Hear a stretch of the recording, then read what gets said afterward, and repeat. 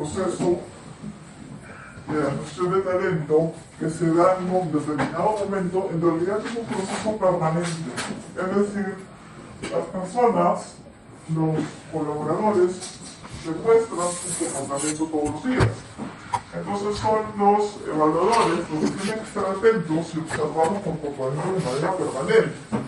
Si bien vamos a poder registrar los comportamientos en un proceso de evaluación de desempeño formal, pero no debemos esperar que ese proceso se dé. Si el colaborador tiene un buen desempeño, hay que retroalimentarlo siempre. ¿Sí? Y si el colaborador tiene un mal desempeño, ¿qué deberíamos hacer? ¿Qué deberíamos hacer?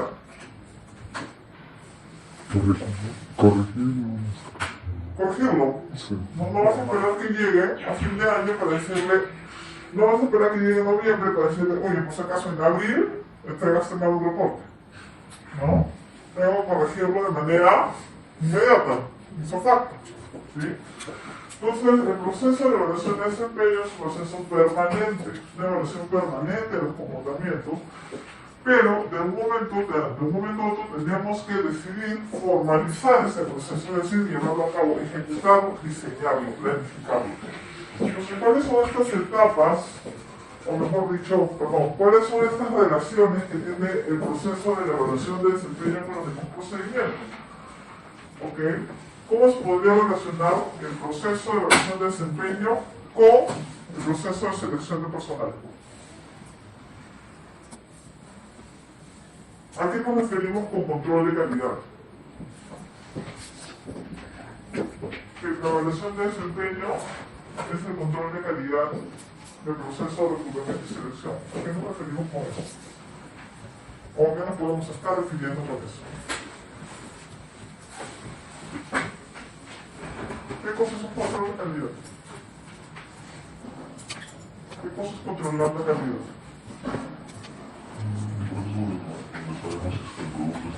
Si el producto está bien hecho o si el producto está bueno, ¿cierto? Pero en este caso vamos a medir el control de calidad de nuestro proceso de selección. ¿Cuál sería el producto del proceso de selección? ¿Ya?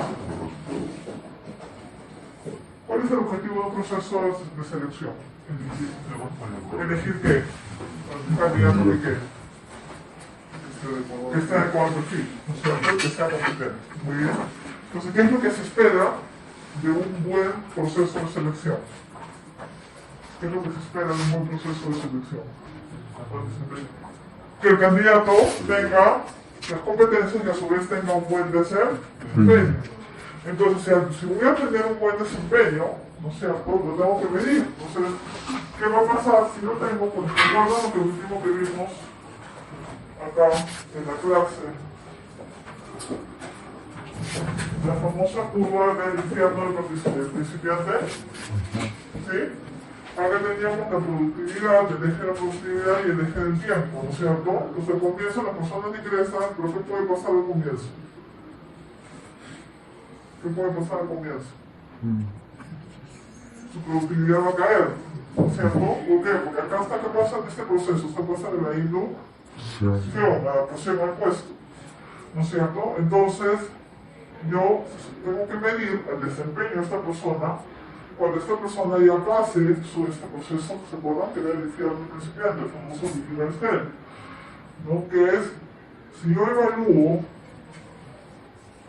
si este candidato que yo he evaluado es bueno, ¿no es cierto? Tiene todas las competencias, porque he hecho un buen proceso, ¿no es cierto? Lo he entrevistado, lo he evaluado, lo he aplicado pruebas, lo he hecho con todo, lo he comparado con el perfil.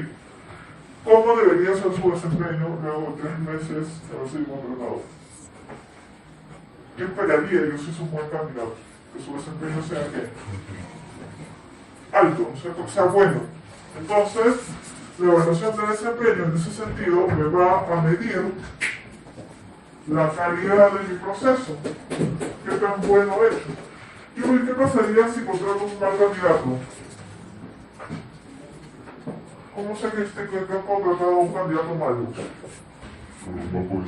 Si es que su evaluación sale bajo, ¿no es cierto? No debería salir bajo, porque se supone que es un candidato adecuado, ¿correcto?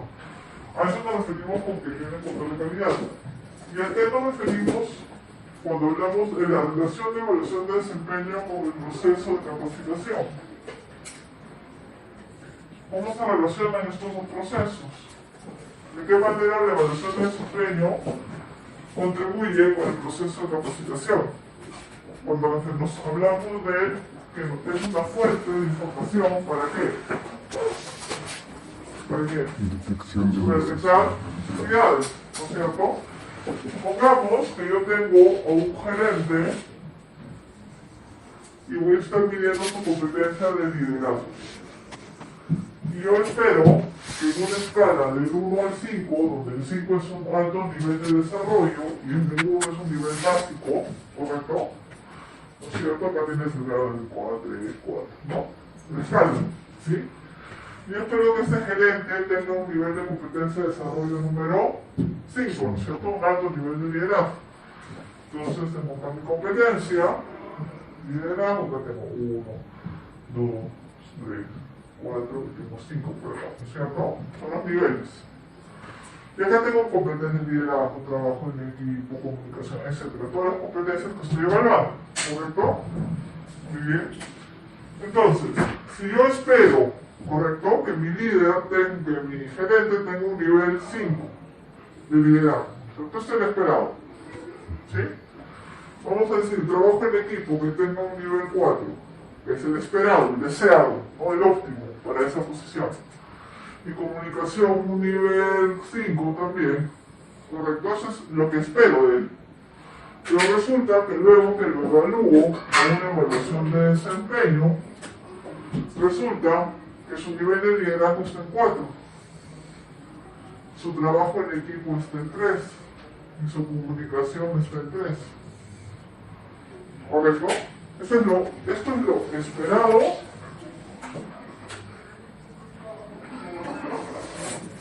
¿cierto? Y esto es lo obtenido, ¿no? ¿Okay? Entonces, ¿qué es esto de acá? ¿Cómo llamamos a esto?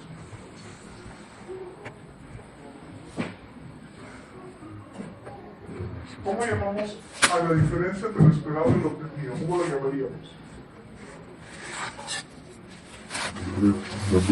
La brecha, correcto, entre lo esperado y lo obtenido.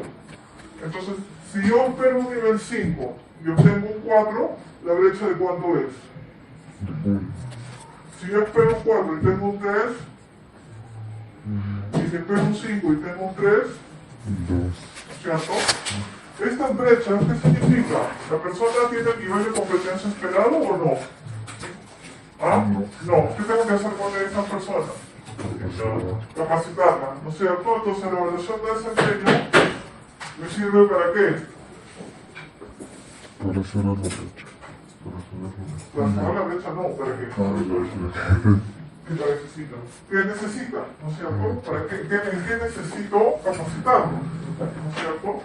Entonces, en ese sentido, la evaluación de desempeño contribuye a detectar qué cosa, necesidades de capacitación entre lo esperado y lo obtenido, ¿correcto?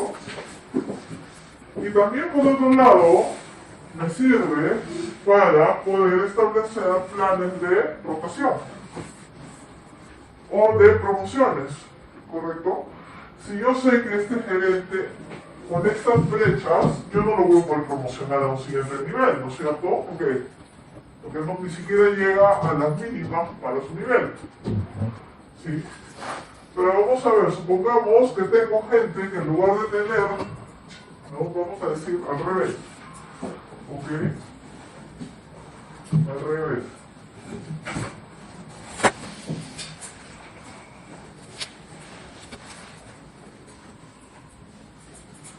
¿Ok? Que lo esperado, vamos a poner, lo esperado para ese nivel sea un 4, lo esperado para este nivel sea un 3 y lo esperado para este nivel sea otro 4. ¿Correcto? Lo esperado. ¿Correcto? Y luego de la evaluación de desempeño resulta que en esta acá no tiene 4, sino tiene 4.5, por ejemplo. Y aquí no tiene 3, sino acá tiene 5. Y acá tiene un... ¿Qué significa esto? ¿Qué significa esto? Que excede los estándares, o sea, va más allá de lo que se espera para su puesto. Entonces quiere decir que esta persona podría ser que ocupar un cargo mayor, ¿no es cierto? Porque sus competencias están por encima de lo que es mínimo, lo que el puesto requiere. Entonces por eso me podría servir también para hacer promociones, ascensos, ¿no? O en función también darle algún aumento, ¿no? Si cumplió o no cumplió con sus objetivos, también por un aumento de sueldo. ¿Correcto? Entonces, de esa manera podemos utilizar la evaluación de desempeño, ya sea como control de calidad de su proceso de selección, como fuente para detectar las necesidades. Vamos a ver mañana que no solamente existe una sola fuente, existen varias fuentes, incluso en el estudio hablan de varias fuentes para detectar necesidades. Y también la evaluación de desempeño nos ayuda al tema de promoción. ¿Qué tenemos que hacer? ¿Cuáles son los pasos para hacer una evaluación de desempeño? ¿Ok? Primer paso, tengo que saber a quiénes voy a evaluar. La pregunta es, ¿voy a evaluar a todos los colaboradores de la empresa, incluidos los que recién han ingresado? ¿Qué dicen? A los que recién han ingresado. ¿Los evaluaría a todos? ¿Qué tendría que hacer? Imagínense que la evaluación de desempeño empieza el 1 de octubre y la persona ingresa hoy día a la empresa. No podría, porque si es nuevo también tendrías el periodo que mencionas. Correcto, tengo que esperar un tiempo prudente para poder evaluar a la gente. Por eso, cuando hablamos de evaluación de desempeño, tenemos que entender a quiénes voy a evaluar. A todos los colaboradores, estoy a todos, pero al menos dejar de lado a aquellos que recién ingresan. Y por lo menos esperar un periodo de unos 3 meses desde la fecha de ingreso hasta la evaluación. Si una persona que ingrese el 1 de septiembre, de octubre, de noviembre, de diciembre, así puede ser evaluada a fin de año. ¿Correcto? Porque tengo que dejarle algún tiempo, un periodo, para que se adapte o demuestre justamente este por aquí, ¿no? Que haya pasado esa curva de aprendizaje. ¿Okay? Otro punto, indicadores. ¿Qué voy a evaluar? Voy a evaluar porcentajes, voy a evaluar números, voy a evaluar escalas, ¿no? ¿Qué voy a evaluar? Tengo que determinarlo con el tema. Porcentajes de cumplimiento, voy a evaluar objetivos, voy a evaluar una escala Likert del 1 al 5, del 1 al 6. Tengo que determinar qué indicadores voy a utilizar. Tengo que determinar también qué instrumento voy a utilizar, cómo decir, cómo lo voy a hacer. Obviamente nadie va a saber de evaluación de desempeño en papel, ¿no? Lo traemos a través de un Google Forms, un formato, un software, qué instrumento lo voy a usar, ¿no? ¿Cómo voy a registrar la data? Tiempo y duración son dos cosas distintas. Tiempo, cada cuánto tiempo lo voy a hacer. Lo voy a hacer cada 6 meses, lo voy a hacer una vez al año, ¿no? Tiempo tiene que ver con la frecuencia. Cada 3 meses, cada 6 meses, una vez al año, ¿correcto? Y la duración tiene que ver con desde que se inicia, vamos a decir, hoy día 19 de septiembre se inicia el proceso de evaluación y va a tener 15 días para que todos los evaluadores remitan su formato, ¿correcto? Esto es la duración. La duración tiene que ver con la fecha de inicio hasta la fecha del cierre. ¿Cuánto dura? Puede durar 15 días, eso lo determina la empresa, 10 días, 30 días, ¿no? ¿Se dan cuenta de la diferencia entre tiempo y duración? ¿Sí? Tiempo tiene que ver con la frecuencia, ¿no? Y la duración con el momento que se inicia el proceso hasta que se cierra y todo el mundo entrega los informes. ¿Ok? Una vez que tenemos claro eso, pasamos al diseñarlo. Al diseñar, o sea, el diseño, la instrucción, el instructivo. ¿No? ¿Cómo lo vamos a hacer? Vamos a hacer por competencias, ¿no? ¿Cómo voy a poner las competencias? ¿Lo voy a poner por enunciados? ¿Cómo voy a poner? Si voy a hacer por indicadores, ¿cuál voy a poner los indicadores? ¿Cómo los voy a poner? La definición de evaluadores, esto tiene que ver con, si vamos a hacer un 360, vamos a ver en unos momentos, la importancia de tener claro quién evalúa a quién. Sobre todo si vamos a hacer un 360. ¿Ok? Porque en un 360, ¿quién evalúa? ¿Quién evalúa en una evaluación de desempeño 360? Todos, o sea, todo el jefe, el colaborador, ¿no? El compañero. Entonces tenemos que saber quién es la red de evaluadores. Tenemos que tener claro quién es la red de evaluadores, ¿no? Diseñar el formato y el procedimiento, es decir, los pasos, cómo lo voy a hacer, cómo lo voy a llevar a hacer. ¿Qué es lo que paso 1, paso 2? O sea, el instructivo que le vamos a dar a los evaluadores. ¿Ok? Tenemos que diseñar el instructivo que le vamos a dar a los evaluadores. Luego viene ya la ejecución en sí, ¿no? El lanzamiento del programa, ¿no? La evaluación de desempeño, ¿no? Cuando la apertura, ¿no? Entonces, hoy día se inicia la evaluación de desempeño, ¿no? Y la gente va evaluando, le das el plazo máximo, en los plazos que tú determinas, los 15 días, un mes, dependiendo de la cantidad de gente que tengas en la organización, ¿ok? Registro de la data, la emisión de los reportes, ¿no? La sacada de resultados, y luego el último paso, que a veces es el más complicado para los gerentes. ¿Qué cosa es el dar el? ¿Qué cosa? El último paso, la retroalimentación. ¿Cómo decirle a la persona, ¿no? Si ha hecho buen desempeño? Bueno, si ha hecho un buen desempeño es fácil, pero si ha hecho un mal desempeño. ¿Ustedes han visto que hay una combinación asertiva? ¿Han visto? La técnica del sándwich. ¿Sí? ¿Cómo darle comunicación asertiva? Una cosa es decirle, no es ir con la persona, sino ir ante, ¿qué cosa? La conducta, el hecho. ¿No es cierto? Enfocarse en los hechos y no enfocarse en las, digamos, características de la persona. Buena táctica para el feedback. ¿No? Yo no puedo decir a una persona, ya sabes que tu dibujo está horroroso, y una cosa es decirle, creo que tu dibujo tiene opciones de mejora. ¿No? Es distinto.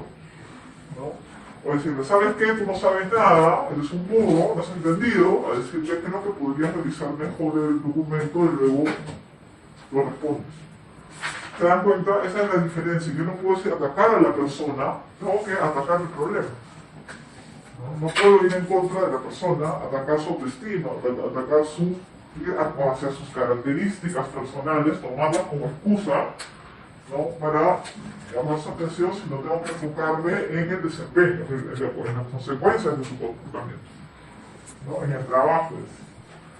Entonces, esos son los pasos que debemos de seguir para poder armar una evaluación de desempeño. Y vamos a ver cuántos tipos de evaluación de desempeño hay, no solamente hay una sola.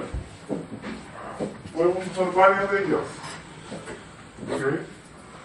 La cualitativa, cuantitativa, la top-down, el ranking un poco forzado, la lista de verificación, los incidentes críticos, el 360, son la autoevaluación, también puede formar parte del 360. Y, ¿por qué no?, también entrevistas de evaluación de desempeño. Obviamente, ¿de qué va a depender que yo utilice cualquiera de estas? No va a depender también del tamaño de la organización y de los recursos que tiene la organización.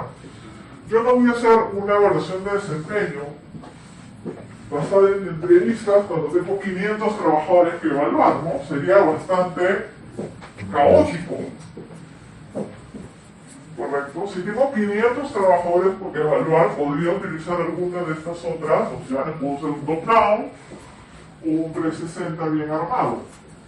Correcto. Pero si es una empresa pequeña y no tengo por dónde empezar, no tengo un sistema, una herramienta, podría hacer algunas entrevistas o también una evaluación top-down. Vamos utilicemos las herramientas que tenemos, que sean las que mejor se adecúen al pues, a la organización. Entonces, vamos primero con la cual y cuándo. ¿Ok? ¿Qué cosa es una evaluación de desempeño cualitativa y qué cosa es una evaluación de desempeño cuantitativa? La cualitativa es una evaluación de desempeño que está centrada única y exclusivamente en evaluar las competencias de la persona. ¿Ok? ¿No, no? ¿Ok? Entonces, ¿qué significa eso? Es justamente esto. Este ejemplo es una evaluación cualitativa. ¿Correcto? Acá estoy evaluando competencias. Liderazgo, trabajo en equipo, comunicación, cualquiera de las competencias. ¿Correcto? Entonces, lo que estoy haciendo es comparo, ¿qué cosa? El nivel, ¿qué comparo? El nivel esperado con el nivel obtenido. ¿Correcto? Entonces, espero 5, obtengo 3, hay una brecha de 2. ¿Correcto? ¿No? Comparo el nivel deseado de la competencia con el nivel obtenido. ¿No? Trato de, a lo que busco con esta evaluación de desempeño por competencias es si la persona está encajando bien en el puesto o no. ¿Sí? Si está encajando con lo que el perfil quiere. ¿Correcto? Muy bien. Esa es la evaluación de competencia cualitativa. Y la cuantitativa es aquella evaluación de desempeño que está centrada en indicadores, en datos numéricos, en resultados, en indicadores de eficiencia y en indicadores de eficacia. Un ejemplo de esto puede ser, ¿no?, que voy a evaluar en función a las metas que cumplas. ¿Sí? Vamos a ver, para este año yo quiero que incrementes tus ventas en un 20% y disminuyas tus gastos en un 10%, ¿correcto? Sí, son dos metas, que aumentes las ventas y que disminuyas los gastos. Te voy a dar un monto, 20% o 10%. Entonces, ¿qué hago yo? Mido, ¿no es cierto? Mido lo que la persona ha logrado, ¿correcto? Si vendió o no vendió, si disminuyó o no disminuyó los gastos. Y comparo, ¿no? Comparo, ¿no?, con lo que esperaba. Si yo le dije aumenta tus ventas en 20% y solo aumentó en 15%, ¿correcto? Tendría que ahí no ha cumplido su meta, ¿correcto? Si le dije disminuye los gastos en 10%, pero nos disminuyó en 15%, ¿qué hizo? Sobrepasó la meta, ¿no? Entonces, la evaluación de desempeño cuantitativa tiene que ver con la búsqueda de los mejores resultados. Pregunta, ¿puedo hacer una evaluación combinada cual y cuanti? Sí. ¿Sí? Es más, es lo óptimo. ¿Correcto? Sería lo óptimo. Hacer una evaluación cualitativa y una evaluación cuantitativa también combinada. Porque por un lado voy a ver si la persona tiene sus competencias, me parece que las tenga, ¿correcto? Pero también voy a medir qué cosa, su eficiencia y su eficacia. Muchas organizaciones hacen esta, la cuantitativa, no por competencias. No está mal, sí, porque es una manera de medir el desempeño. Pero también sería óptimo hacer cuántico. Pero, ¿cuál es lo que pasa? ¿Qué es lo que pasa por cuál a veces no hacen cuantitativa? Porque para hacer una evaluación cuantitativa, yo tengo que tener primero qué cosa. ¿Qué cosa es lo que tengo que tener claro? El indicador, la meta. ¿Sí? Entonces, en enero del 2023, yo me tengo que sentar con ustedes y decir, ya, yo quiero que incrementen las ventas en 10%, yo quiero que tú incrementes tus ventas en 15%, ¿correcto? Entonces, tengo que tener las cosas claras de qué, desde el principio. ¿Para qué? Para que al fin de año yo tenga el parámetro con el cual medir. ¿Sí? Pero si yo no tengo metas claras, ¿cómo voy a medir? ¿Contra qué voy a medir? ¿Correcto? Entonces es importante, si voy a hacer una evaluación de desempeño cuantitativa, tengo que saber cuáles son las metas con las cuales yo voy a comparar. ¿Correcto? ¿Sí? ¿Hasta acá una pregunta? ¿Está clara la diferencia entre cual y cuanti? ¿Sí? Y que podemos combinar las dos, ¿correcto? Muy bien, vamos a ver el otro tipo, que es la famosa evaluación top-down, que es la que se le conoce también como evaluación 90 grados, ¿no es cierto? Que es la del jefe, ¿correcto? Subordinado. La clásica evaluación que normalmente, por lo cual las organizaciones empiezan, ¿no? Siempre tiene que haber alguien que te evalúe. En este caso, es la clásica evaluación de desempeño que la hace su jefe.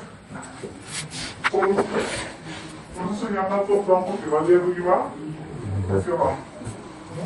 Y eso a su vez al de abajo y hacia sucesivamente. ¿Correcto? Entonces la evaluación top-down desde el jefe subordinado nos aplica muchas veces cuando son organizaciones muy jerárquicas, ¿ok? O también la podemos aplicar cuando recién empezamos a hacer una evaluación de desempeño. No tenemos todavía un sistema para hacer un 360. ¿No? Entonces, al no evaluar nada, mejor empiezo con algo, ¿no es cierto? Mejor empiezo con una evaluación simple, que sería, ¿no? Una evaluación de arriba hacia abajo. En otra forma de evaluar también tenemos el ranking o curva forzada. Fíjense, ¿qué figura es esto? ¿Se acuerdan de estadística? La campana de Gauss o la campana de distribución. ¿Cómo llamamos? De distribución normal, ¿no? Ok, ¿qué significa esto? Significa, esto se utiliza mucho a nivel académico, ¿no? En la universidad digo ranking, ¿no? En el quinto superior, tercero superior, ¿no? ¿Cierto? Ustedes, cuando los chicos a veces van a sus prácticas, porque quiero que constancia del quinto superior, y constancia del tercero superior. ¿Qué significa eso? Significa que se rankea, o se ordena, ¿no? Se ordena a los trabajadores de mejor, ¿cierto? Del mejor rendimiento al rendimiento más bajo, ¿no? Entonces es un ranking de quiénes son los empleados que más alto desempeño tienen, va de lo más alto a lo más, digamos, al desempeño más deficiente. Y se establecen ciertos parámetros. Quiere decir que, por ejemplo, solo el 15% de los empleados debería estar en una categoría de evaluación. Por lo menos debería estar por aquí. El otro 15%, 10% a la categoría, ¿no es cierto?, más baja. No, y el resto debería estar en un promedio, ¿no? En un desempeño promedio. ¿Correcto? ¿Para qué nos sirve esto? Nos ayuda a normalizar criterios de evaluación. Porque como vamos a ver en un rato, hay algunos gerentes, y eso no vamos a hablar de los errores de los evaluadores. Hay algunos gerentes que son muy indulgentes. ¿Qué cosa es indulgente? ¿Qué cosa es una persona indulgente?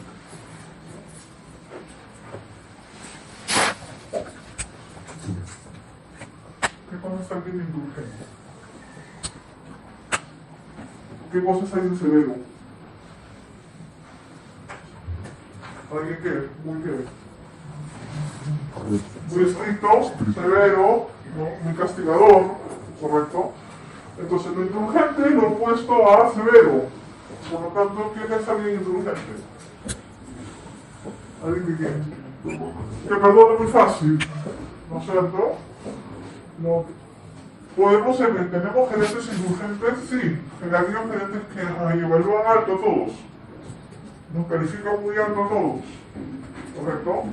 Pero también tenemos gerentes que son totalmente opuestos. O sea, son muy severos. Es decir, que evalúan a todos muy bajo. ¿Correcto? Muy bajo.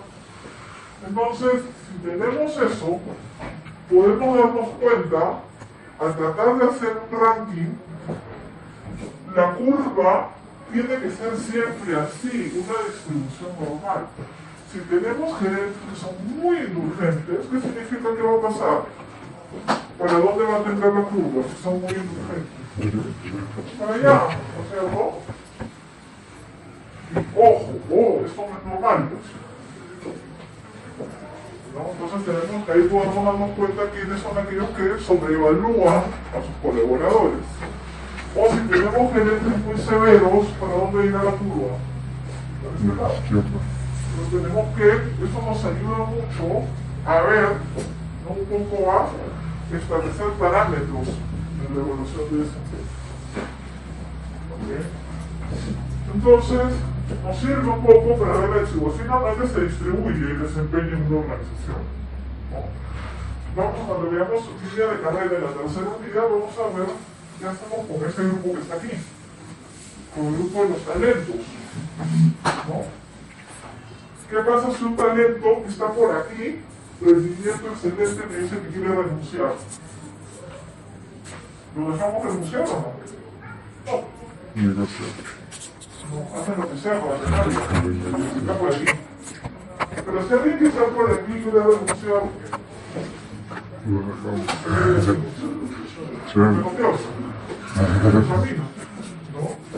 Pero si alguien que está por aquí quiere renunciar, a ese no lo dejamos ir. Entonces nos sirve para eso. ¿Qué otra manera podemos hacer para medir el desempeño? Las listas de verificación. ¿Qué cosas son las listas de verificación? O conocidas también como las listas de chequeo. Son documentos en los cuales nosotros tenemos previamente determinados las conductas o las tareas que la persona va a hacer, ¿ok? Tenemos, digamos, de manera predeterminada la información, ¿ok? Y lo que hacemos es justamente verificamos si está cumpliendo o no está cumpliendo con las tareas. Por eso se llama la lista de verificación. Verifico, ¿no? Si lo cumple o no lo cumple, ¿no? Incluso le puedo dar un puntaje, ¿no? Si cumple más o menos, o si cumple, ¿no?, por encima del esperado, le puedo dar algún tipo de puntaje. Pero lo interesante de este esquema es que el evaluador constata de manera directa la existencia de una serie de competencias que son observables. Este tipo de evaluación de desempeño podemos usarla en cargos muy operativos, o sea, en tareas que son muy rutinarias, ¿ok?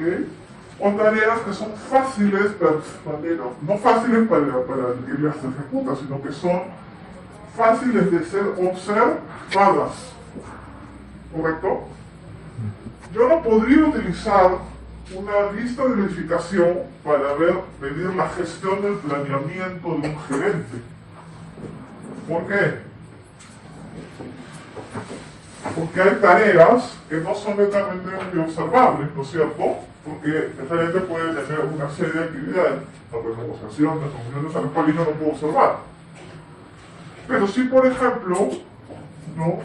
Ahora que no han visto que están cambiando los ladrillitos del estacionamiento, ¿sí? Yo podría medir, decir, cuántos ladrillitos tendría que poner cada obrero, ¿no es cierto? Y al final del día, revisar cuántos han puesto, ¿sí? Pero es algo que yo puedo observar y puedo medir. Entonces, pero para eso tengo que tener claro qué es lo que voy a observar. Por eso tengo que tener primero determinar cuáles son esas tareas. ¿Está claro? Y la otra, que es la lista de incidentes críticos. ¿Okay? La lista de incidentes críticos. ¿Qué es una lista de incidentes críticos? A diferencia de la lista de verificación, a diferencia de la que vimos hace un día anterior, la lista de incidentes críticos no parte de algo predeterminado, ¿correcto? La lista de verificación sí parte de algo determinado, pero la lista de incidentes críticos no. la lista de incidentes críticos parte de una hoja en blanco, justamente para ir nosotros ir registrando, anotando aquellas conductas, ¿ok? O aquellos eventos que llaman la atención tanto por su efecto positivo como por su efecto negativo. ¿Correcto? Se basa en conductas concretas, no en rasgos personales. Vamos a ver este ejemplo. Esto es una hojita de entrada de incidentes críticos. Registre los incidentes específicos de la conducta de los empleados que fueron extremadamente, ¿qué cosa? Buenos o malos. Extremadamente buenos, o sea, que se sobresalga del estándar, ¿correcto? O sea, vaya fuera del estándar común. O sea, no voy a notar, llego temprano, porque llego temprano, tiene que llegar temprano. O sea, eso no es algo extraordinario, ¿correcto? Sí. Miren acá, se toma tipo una bitácora, ¿no? La fecha, tanto las conductas positivas como las conductas negativas. ¿Sí? Conducta positiva de este señor. Apagó rápidamente un pequeño incendio en el área de basura. Claro, tuvo una acción positiva, ¿no es cierto? Porque la basura, ¿qué cosa es? Inflamable, si no actuaba, ¿qué hubiera pasado? Pero el incendio. Pero por otro lado, por lo que hizo con una mano, lo borró con la otra. O sea, ¿qué cosa ocurrente se le ocurrió? Para la redundancia. ¿Qué hizo? Fumó en dónde. O sea, por un lado, acabó un incendio, pero por otro lado casi hace una bomba. ¿No? Entonces, ¿es un hecho? Sí, es un hecho, como en realidad el almacén. No está diciendo que es un fumador, ¿no? Está yendo al hecho y a la consecuencia de ese, a la posible consecuencia de ese hecho. Entonces, así sucesivamente podemos ir anotando incidentes críticos que nos pueden ayudar también a dar feedback al momento de la retroalimentación. O sea, tú decirle, mira, ¿saben qué? Eres un trabajador muy responsable, muy proactivo. ¿Por qué? Porque el 25 de enero acabaste un incendio. ¿Correcto? Pero por otro lado, tienes que ser una persona un poco más cuidadosa, porque mira lo que pudo pasar el 12 de mayo. Fumaste en casita. Entonces, uno puede dar información mucho más precisa, mucho más objetiva, si llevamos un registro de los incidentes. ¿Okay? Hasta acá una pregunta por los tipos de evaluación. Hemos visto quality, hemos visto top-down, hemos visto ranking, lista de verificación y vamos a ver la más popular de todas. ¿Okay? Y digo popular porque es la que más se usa en las organizaciones hoy en día, que es el famoso 360. Y se realiza el 360 porque en realidad evalúa la red de contactos del colaborador. Desde el jefe directo, los colaboradores de esa persona, los pares, ¿no? Cuáles son compañeros, él mismo, la persona misma, también se evalúa, y también en algunos casos los clientes externos. Los clientes externos también forman parte de la red de evaluadores.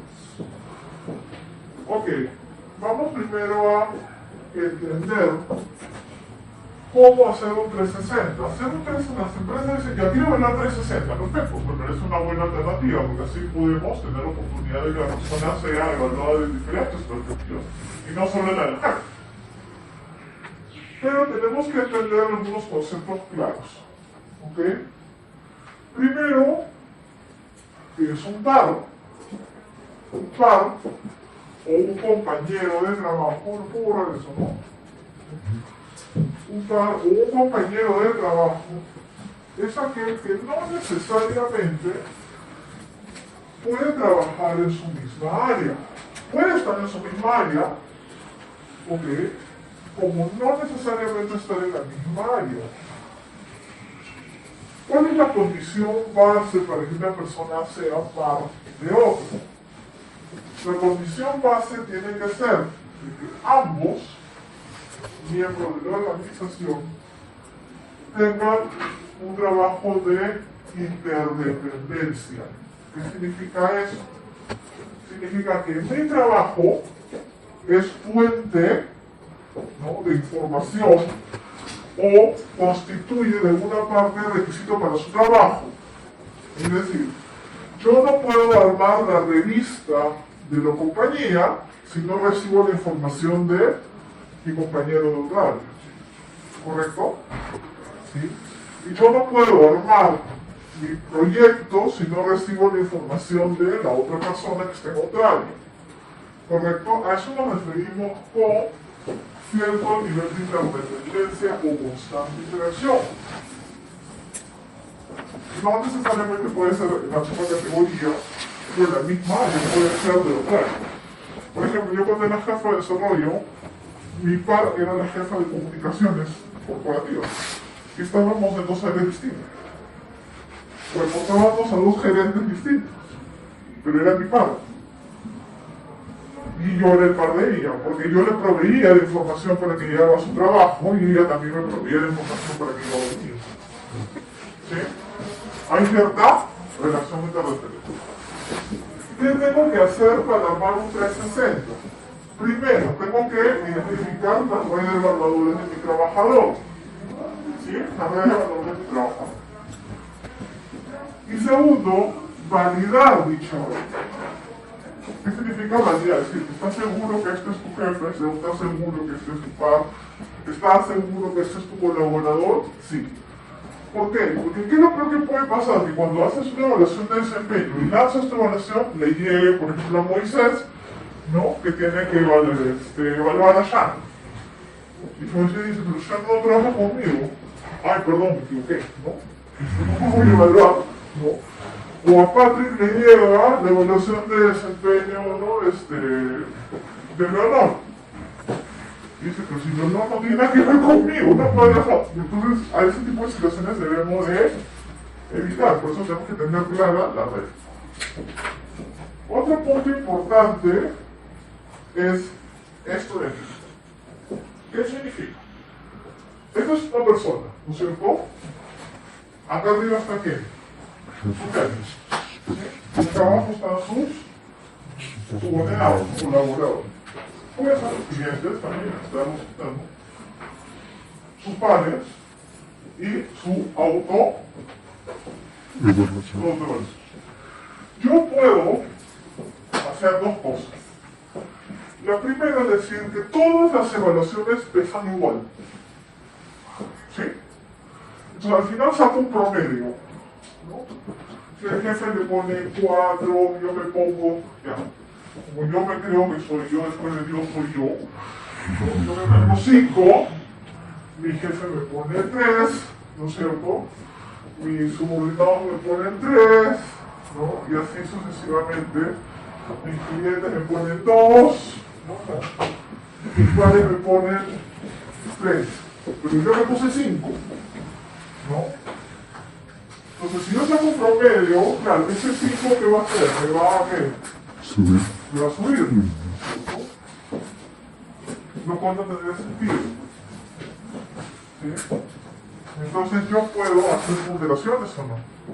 ¿Qué son ponderaciones? Los pesos que le asignamos a cada uno de los evaluadores. Así como en los exámenes el parcial tiene un peso de 20%, ¿no? Cada trabajo tiene un peso por el grado de importancia. Igual yo puedo asignar pesos o ponderaciones a los puntajes de cada uno de la red de mis, ¿no?, de la red de mis evaluadores. Por lo general siempre se asigna a jefe un peso mayor. Ojo que no necesitas un 100%, porque si no sería un top-down, ¿no es cierto?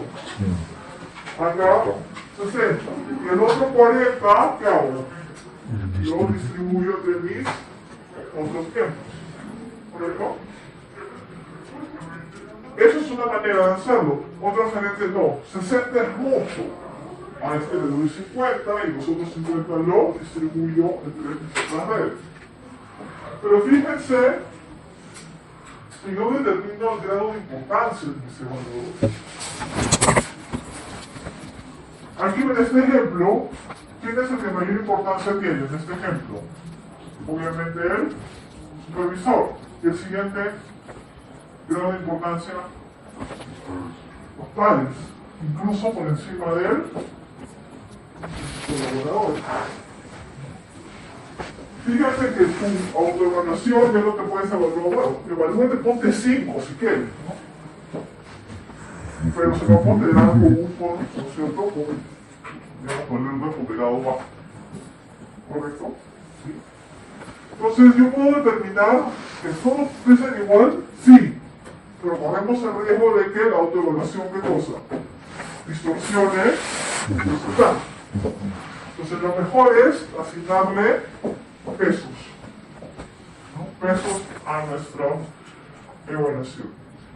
Y para terminar acá, quiero mostrarles, esto es una red real, una matriz de evaluadores, de un proceso de evaluación de desempeño. Esto se construye con, ¿se acuerdan en el perfil del puesto reporta a, ¿sí? Reporta a, supervisa a, ¿no? Trabaja con algunas relaciones con otras áreas, tal. Esa información la sacamos de ahí, ¿correcto? Entonces, armar una red de evaluadores implica, uno, revisar el perfil del puesto. ¿Quién es el jefe? ¿Correcto? Y a quién le supervisa. ¿Sí? Esa es la parte más sencilla, ¿no? Tanto de arriba como la de hacia abajo. Pero la de los padres, a veces uno no la conoce mucho. ¿No? ¿Por qué? Porque en el organigrama a veces no se refleja. Pero podemos tener una idea por el tipo de quién reporta a quién.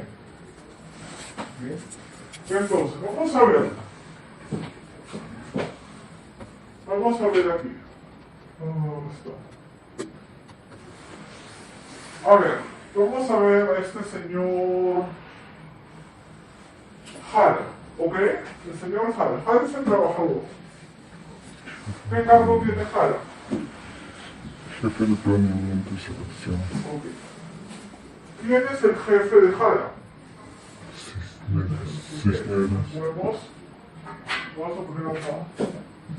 Jara. Jara es este señor de acá.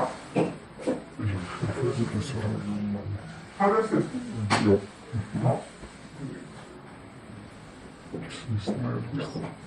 Voy a poner acá. Ya. ¿Quién es el jefe de Jara? O los jefes, porque puede haber varios jefes. Puede ser que no solamente evalúe el jefe, sino que tenga un jefe de jefe. ¿Quién es el jefe de Jara? O los jefes de Jara. Cisneros. Primero, es un jefe, y el otro, Rodríguez. ¿Correcto? O sea, ellos son los jefes. Muy bien. ¿A quién evalúa Jara? ¿A quién tiene debajo Jara? ¿Jara es jefe de quién? Arribas. Jara es jefe de Jauregui. ¿Qué más? ¿Cuántas personas tiene Jara? Jauregui, Lara, ¿y quién más?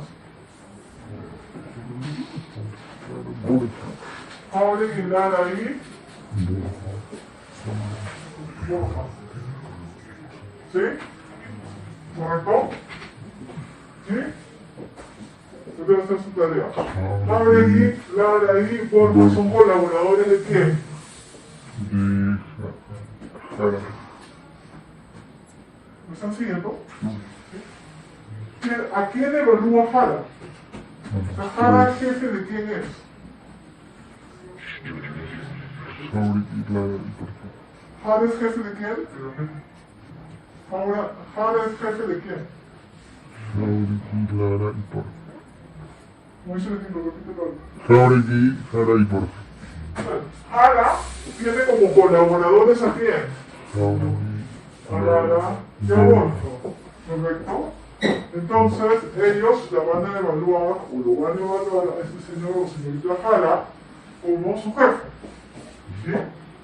¿Quiénes son los padres de Jara? ¿Quiénes son los padres de Jara?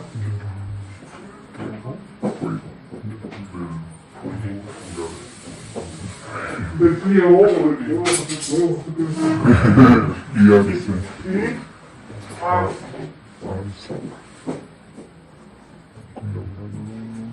Del pliego y Arce. ¿Correcto? Sí. Nos pareció, y así tengo que ser uno por uno. Pues vamos a hacer un 360. ¿Tienes claro quién es la partida de evaluador? ¿Tienes claro quién va a evaluar a quién? Eso es el paso número 1. Tienes que tener claro quién es la red de evaluadores. A ver, uno facilite con esa terminal. Correa. ¿Qué está Correa? ¿Dónde está Correa? Correa. ¿Quién es la jefa de Correa? No sé, no. Se llama Correa Montoya. Correa. ¿Quiénes son los jefes de Correa o los jefes de Correa? No sé, Espinosa Montes. y Montes. No, ellos se evalúan. ¿Correa tiene colaboradores? Nadie. No tiene a nadie. ¿Sí? ¿Tiene pares Correa? Sí, Falco y Lugar. Falcó y Ugarte. Pregunta, ¿los dos son 360? Sí, por supuesto que sí. Mira, profesora, pero acá no tiene colaborador, entonces será un 270, ¿no? Igual es un 360, porque recuerden que es la red de evaluadores. ¿Sí? Porque puede que esta señorita no tenga ordenadores ahorita, pero cuando sea ascendida sí va a tener. ¿Está claro? Entonces, fíjense que para hacer un 360 tenemos que tener esta información. ¿Quién es el jefe de quién? Y aquí nos quedamos simplemente la evaluación. Ahora nosotros en la mañana, y ya mañana cerramos solamente las buenas diapositivas que nos quedan los errores y entramos a lo que queramos realmente capacitación. Mañana les voy a explicar la actividad que tienen que entregar. ¿Ya? Y me falta corregir dos archivos de la evaluación de